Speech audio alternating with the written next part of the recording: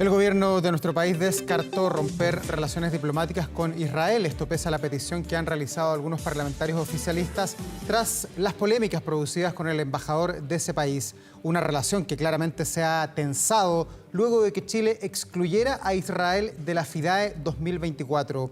Queremos profundizar en ese tema y para eso nos acompaña el ex canciller de nuestro país, Heraldo Muñoz. ¿Cómo le va, Heraldo? Un gusto saludarlo esta mañana. Hola, Heraldo. Buenos días. ¿Qué tal, Davor, Carla? Muy buenos días. Heraldo, bueno, lo primero, a ver si también podemos explicar desde su experiencia para la gente que nos ve, cuáles serían las consecuencias eventuales de romper relaciones con Israel, de expulsar a su embajador, como algunos sectores han pedido, antes de preguntarle qué le parece la petición, pero los efectos prácticos, ¿cuáles serían? Bueno, sería dejar de lado una relación antigua que existe de Estado a Estado entre Chile e Israel. Y por eso a mí me parece que plantear el rompimiento, siquiera una hipótesis, es absolutamente descabellado y el gobierno ya lo ha descartado. Pero yo discrepo también de las opiniones que han manifestado que es necesaria la expulsión o declarar persona non grata al embajador israelí. Yo creo que esto no hay que escalar más allá de la tensión que hoy día existe con Israel. El problema es con el gobierno del primer ministro Netanyahu, con sus políticas, no con el Estado de Israel, con el cual había una relación de cooperación durante décadas, una cooperación de larga data. Y por eso hay que, de alguna manera, preservar esa relación de Estado pese a las discrepancias con Netanyahu, con su alejamiento de la solución de dos estados que puedan vivir en paz, en fronteras seguras, Israel y Palestina, y en fronteras internacionalmente reconocidas, que ha sido la postura de siempre de Chile. Heraldo. Y que Netanyahu, con los asentamientos ilegales, ha ido descartando. Y por cierto, con los bombardeos en Gaza, que han sido un castigo colectivo y una clara violación del derecho internacional de los derechos humanos. Esa es la discrepancia que tiene Chile. Sí. Y creo que en estos momentos lo que corresponde es la serenidad, no escalar. Ya. Eso le quería preguntar, porque usted dice, no es bueno escalar. Ayer el canciller fue preguntado, consultado por esto, y llamaba a que el embajador de Israel tuviera autocrítica. Esto porque el embajador de Israel ha sido sumamente crítico también del gobierno. Dice que no tiene contacto, que desde el 7 de octubre incluso ha mandado cartas y nadie le ha respondido. Ayer el canciller también intentó como apaciguar esto, pero lo llama a la autocrítica. ¿Eso no escala el conflicto? ¿Está bien que el canciller le conteste al embajador? No, a mí me pareció que el canciller respondió en términos muy adecuados. Ya. Este es un embajador que a mi juicio es muy poco profesional. Ha sido un provocador. Puso un video de una escenificación del atentado terrorista de Hamas en Twitter, en X, como si nosotros quisiéramos importar a Chile el conflicto entre Israel y Palestina, cuando las dos comunidades han vivido siempre en paz, en una convivencia ejemplar. De la misma manera, nosotros encontraríamos, por lo menos yo, totalmente inapropiado que alguien escenificara y difundiera las masacres en Gaza.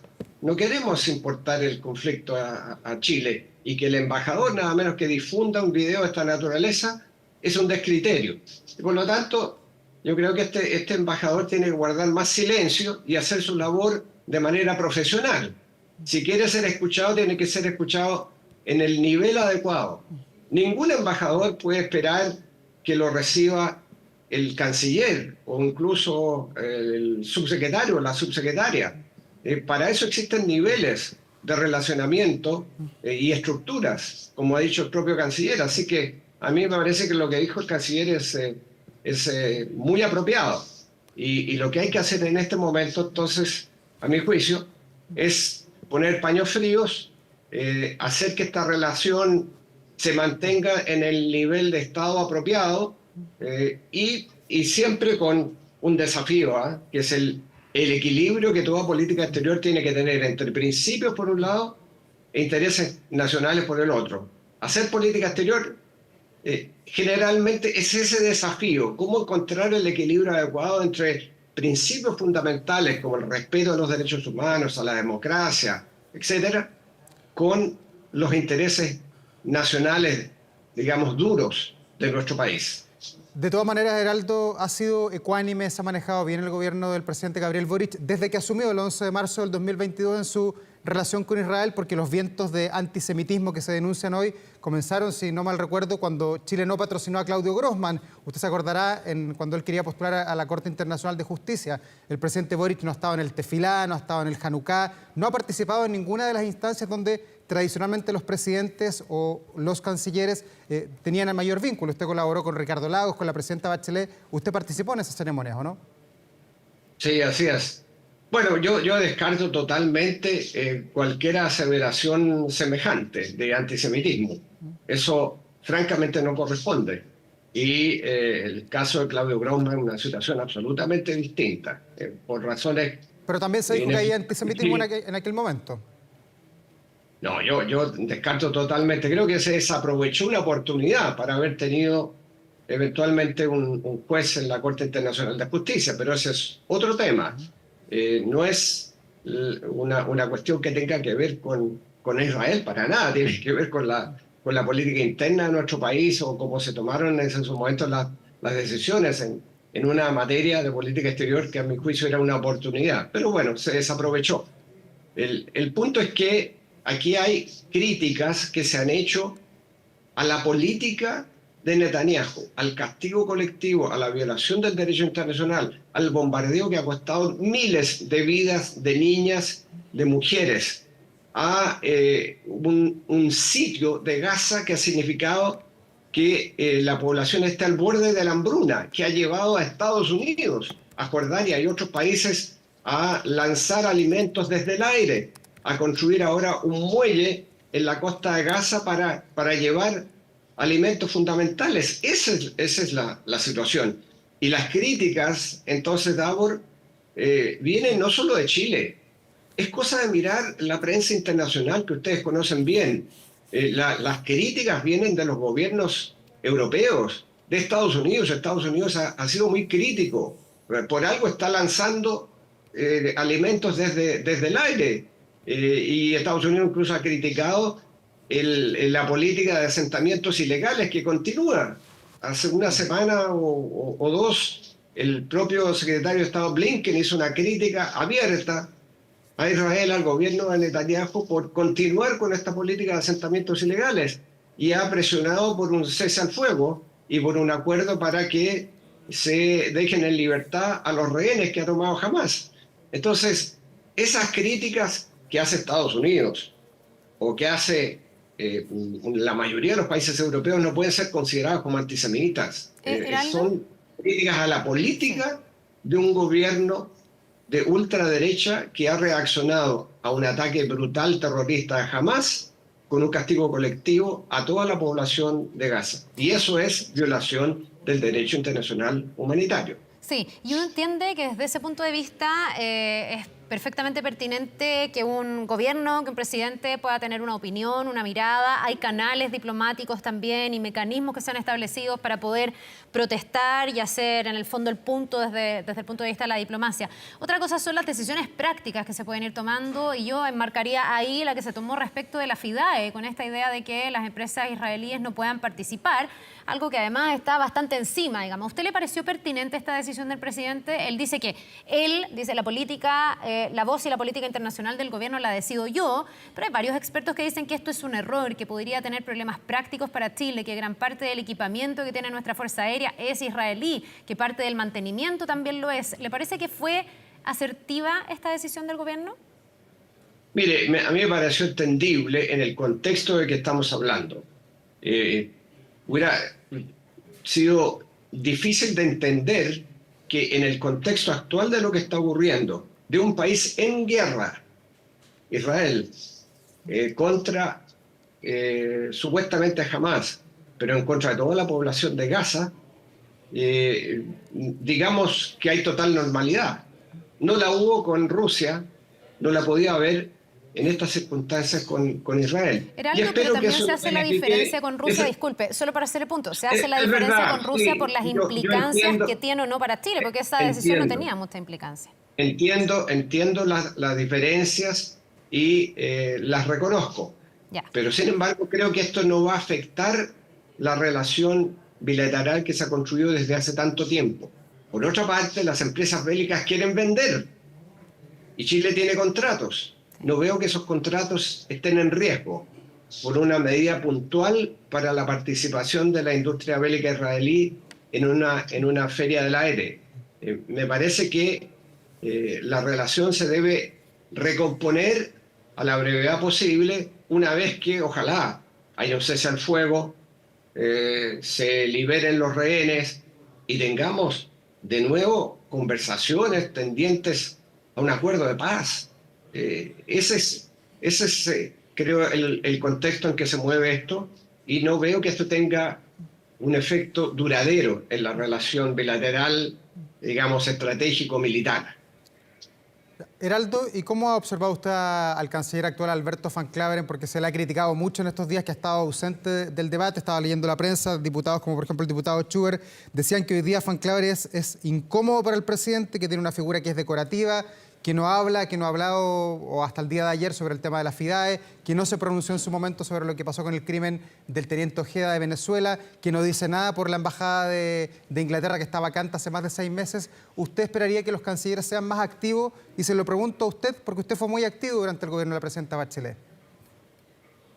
Bueno, Davor, hay estilos diplomáticos y yo apoyo totalmente al canciller Van Claveren. Creo que él ha manifestado su opinión en el nivel que corresponde. Entiendo que ya hay una petición de agremante. Ayer el propio canciller Van Claveren reveló que hay una petición de agremante para una embajadora o embajador en el Reino Unido, de modo que ese tema ya estaría zanjado en la medida que la contraparte dé el agremante. Y en otros temas me parece que el ministro ha dado su opinión. Por lo menos el propio presidente de la República dijo que le había consultado respecto a la suspensión de las empresas israelíes de la FIDAE. De modo que no es que haya estado ausente del debate. Así que a mí me parece que el ministro es una persona con experiencia, con talento diplomático, y lo hace en un estilo que es propio a él. Y hay algunas materias donde francamente no le compete, no debería estar hablando el canciller de la investigación sobre el secuestro y asesinato del teniente Ojeda, porque francamente esa es una materia que está en el Ministerio Público y además está declarado como secreto, entonces no correspondía que estuviera emitiendo declaraciones. Así que lo que tiene que hacer la Cancillería en algunas áreas como esa puede eventualmente, en una de las hipótesis, ser colaborador de la tarea investigativa, pero en tanto las hipótesis sigan abiertas, me parece que pedirle a la Cancillería y al canciller que se pronuncie, francamente no corresponde. Heraldo, quiero llevarlo a otro tema, y que es la crisis de seguridad, lo que está ocurriendo también con una crisis política en Haití. Ha renunciado el primer ministro, hemos visto cómo las bandas criminales están controlando gran parte, por ejemplo, de la capital, en un nuevo conflicto en un país que ha tenido procesos de tratar de estabilizar y finalmente no se estabiliza. ¿Cómo lo observa y qué implicancias para Chile observa? Porque uno siempre está atento a estos conflictos por el tema migratorio, ¿no? Bueno, con enorme preocupación lo que sucede en Haití por la población civil, que en definitiva es la que sigue siempre pagando las consecuencias de la inestabilidad, de la violencia. Y en este caso estamos frente a un Estado fallido. Ese es el problema de Haití. Y ojalá que esta iniciativa para tener una nueva fuerza de paz encabezada por Kenia pueda dar resultados. Pero si eso no va acompañado de fortalecimiento de las instituciones, de nuevas elecciones, de mayor participación, de ataque a la corrupción, si no va acompañado de estos otros elementos, francamente, será gastar dinero y no llegar a crear la estabilidad que ese país necesita. Entonces, a mi juicio hay un desafío estratégico en Haití y hay países como Estados Unidos que tienen que jugar un papel mucho más gravitante.